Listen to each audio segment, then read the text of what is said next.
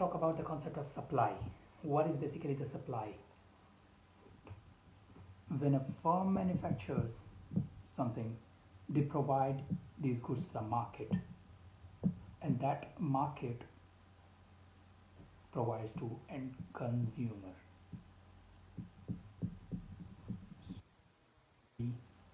From firm to the market, this is basically the supply.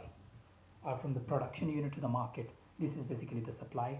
The quantity which firms are willing to supply at a prevailing market price.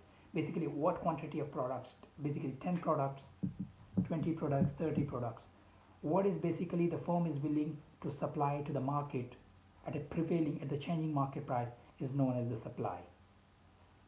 How the impact of supply changes.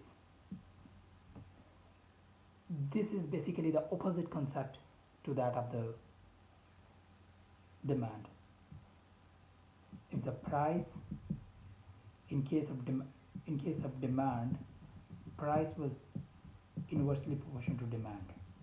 But here, as the price increases, firms are willing to supply more because they want to get more revenue from that of the supply.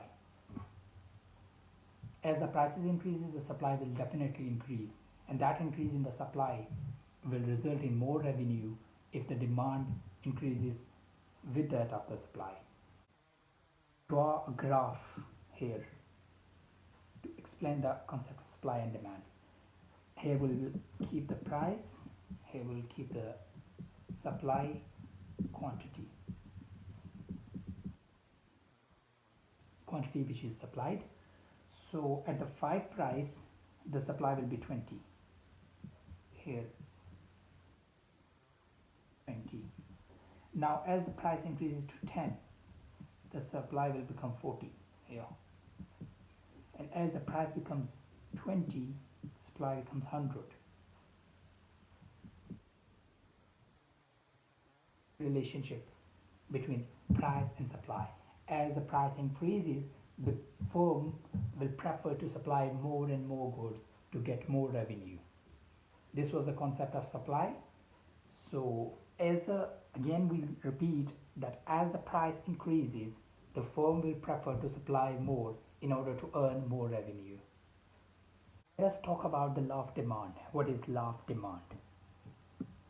According to the law of the demand, as the prices of the product increases, there will be fall in demand.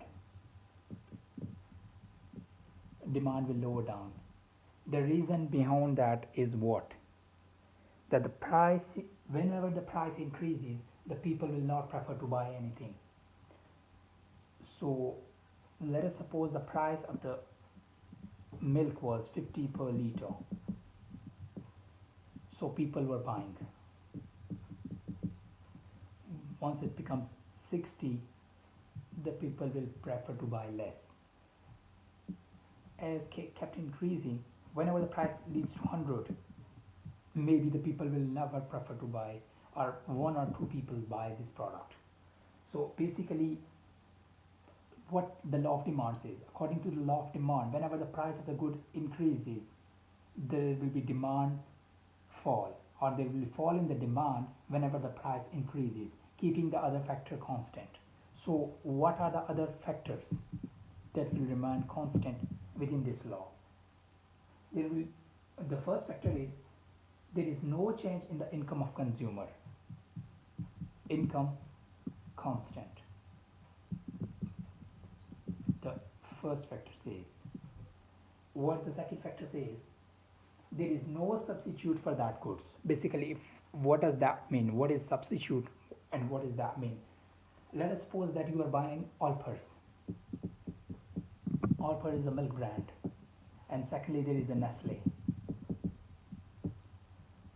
So if there are only one brand in the economy, Nestle, there won't be any change in the Alpers.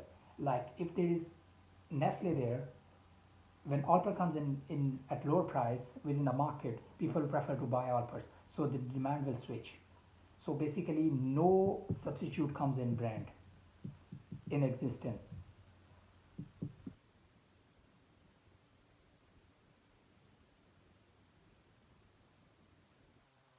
change within the substitute. What about the third factors we talk about is the price of the related goods are stable.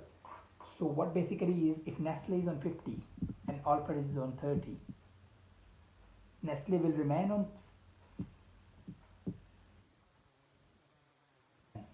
but if Nestle increases the price 60, keep the price at 30 instead of reducing down to 20. Because whenever the Alper reduce the price to 20, people will switch to Alpers instead of going for the Nestle. So what basically is no substitute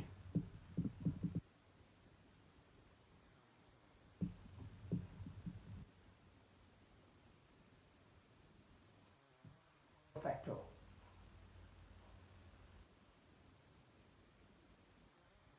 Nestle, who were going to sell a normal milk, which has no sugar or a normal level of sugar, now keep adding sugar to that milk.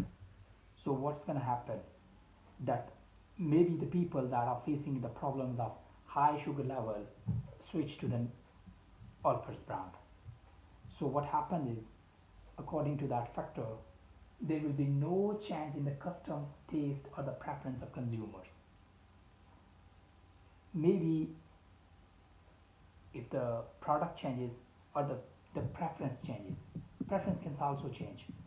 If the Nestle is selling a milk that is not sweet and the people prefers to buy a sweet milk and Alper is providing the sweet milk, so people will prefer to buy Alpers.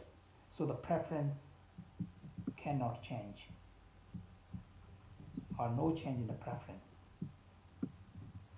What about the fifth factor? The size of population remains stable. Maybe there is a change in the population size.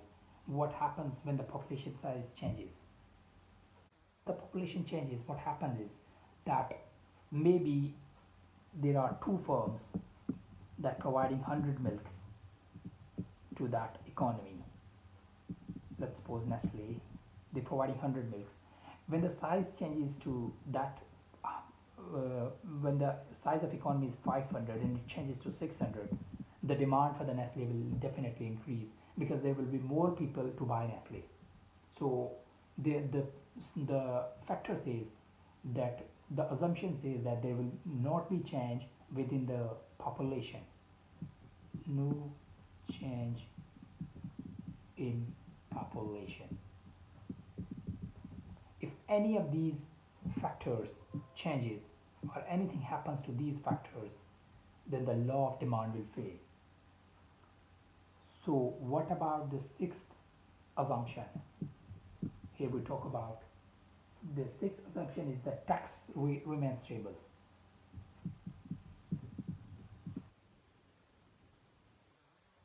Maybe the Nestle is a brand, international brand. Maybe the Nestle that we are buying comes from Thailand, maybe from any other country.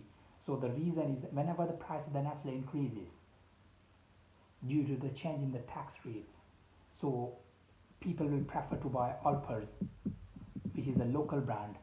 So that price of the Alpers will be low for the people instead of Nestle, and the Nestle will charge high price because they are paying high tax rates. So this is how people switch from Nestle to Alpers. So keeping all these factors constant, says whenever there is increase in the price of the product, the demand will fall. Keeping these all factor constant. An example.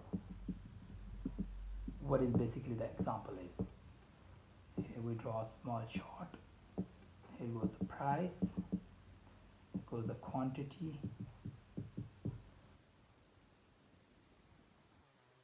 Price 3, the quantity demanded is 50.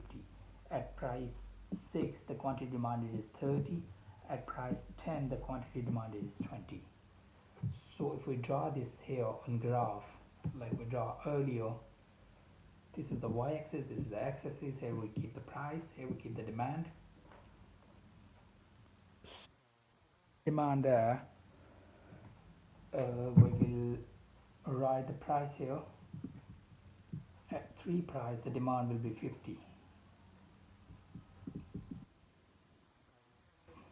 The demand will be 30. At price 10 the demand will be 20. So this is how it goes for the demand graph. So it clearly shows the inverse relation.